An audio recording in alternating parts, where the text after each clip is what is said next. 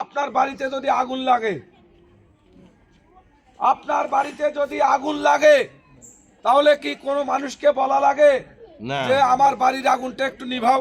না না না, মানুষ দৌড়ে আসে আগুনটা নিভে দেয়, ঠিক কিনা? এই বাংলাদেশে একটা মহল এই বাংলাদেশের ধর্মপ্রাণ মুসলমানদের ইমানে আগুন লাগিয়ে দিয়েছে, ঠিক কিনা ভাইরা? তারা বিভ্রান্ত তথ্য ছড়াচ্ছে। আচ্ছা ভাই বলেন তো, এই আসমানের মালিককে আল্লাহ, এই জমিনের মালিককে আল্লাহ, এই আমার মালিককে আল্লাহ, জান্নাতের মালিককে আল্লাহ, জাহান্নামের মালিককে আল্লাহ। প্রিয় ভাইরা আমার, এই আসমানের মালিক যদি আল্লাহ হয়ে থাকে, এই জমিনের মালিক যদি আল্লাহ হয়ে থাকে, জান্নাতের মালিক যদি আল্লাহ হয়ে থাকে, তারা গ্রামগঞ্জে মানুষের ভোট নেওয়ার জন্য জান্নাতের টিকিট দিচ্ছে। এরা কি জান্নাতের মালিক? এই সমস্ত কথায় আপনারা কান দেবেন না। তারা এই বাংলাদেশের ধর্মপ্রাণ মুসলমানদের ইমানের সাথে ভাওতাবাজি করছে। তারা নির্বাচনে তারা তাদের প্রার্থীকে বিজয়ী করার জন্য তারা বিভিন্ন জায়গায় ভুয়া সিল বানিয়েছে, ভুয়া ব্যালট তৈরি করেছে।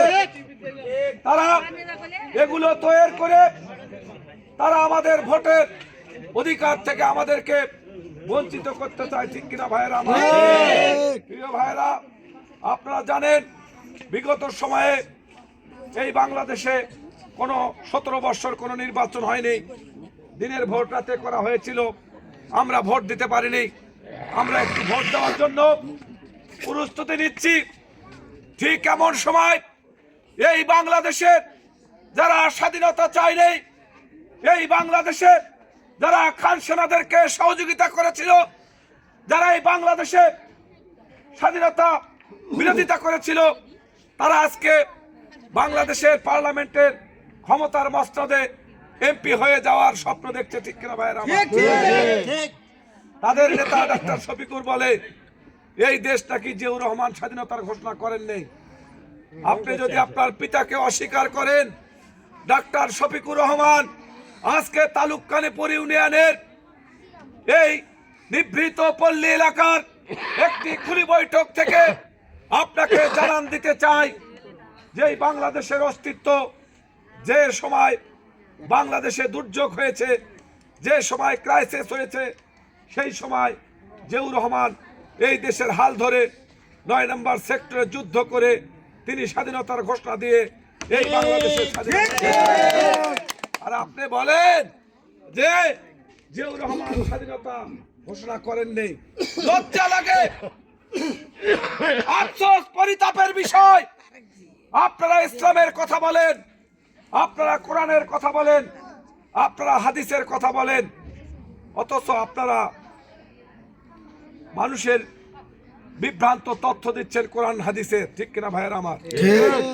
আচ্ছা বলেন তো, আপনাদের গ্রামে বিএনপির কোন নেতা কর্মী কোন চাঁদাবাজি করেছে কোন সময়? সবাই বলেন, চাঁদাবাজি করেছে? বিএনপির কোন লোক, বিএনপির কোন কর্মী আপনাদের এলাকায় এসে কোন সময় চাঁদাবাজি করেছে? অথচ যারা আজকে জান্নাতের কথা বলে ভোট চাচ্ছে, এই ভাইদের দেখবেন তারা নতুন নতুন রসিদ নিয়ে গ্রামে ঢোকে, বলে কোরবানি ঈদে বলে এটা কোরবানির কি বলে, কোরবানির চামড়ার টাকা, চামড়ার টাকা দেন আমাদের, এটা ইসলামী আন্দোলনে ব্যবহার করব। আবার যখন ঈদুল ফিতর আসে তখন বলে আমাদেরকে ফেতরার একটা অংশ দেন। তারা ওই যে রসিদ নিয়ে এসে ফেতরা চায়, ঠিক কিনা ভাইয়েরা আমার? তারা ইওয়ানাতের টাকা চায়, ওসরের টাকা চায়, ফেতরার টাকা চায়। তাদের বাহানার শেষ নেই। বাংলাদেশের গ্রামে গ্রামে মানুষের বাড়ি বাড়ি চাল তুলে ইসলামী আন্দোলনের নাম করে তারা এই টাকাগুলো কি করে, আপনারা কি কোনো সময় খোঁজ নিয়ে জেনেছেন? এ ভাইয়েরা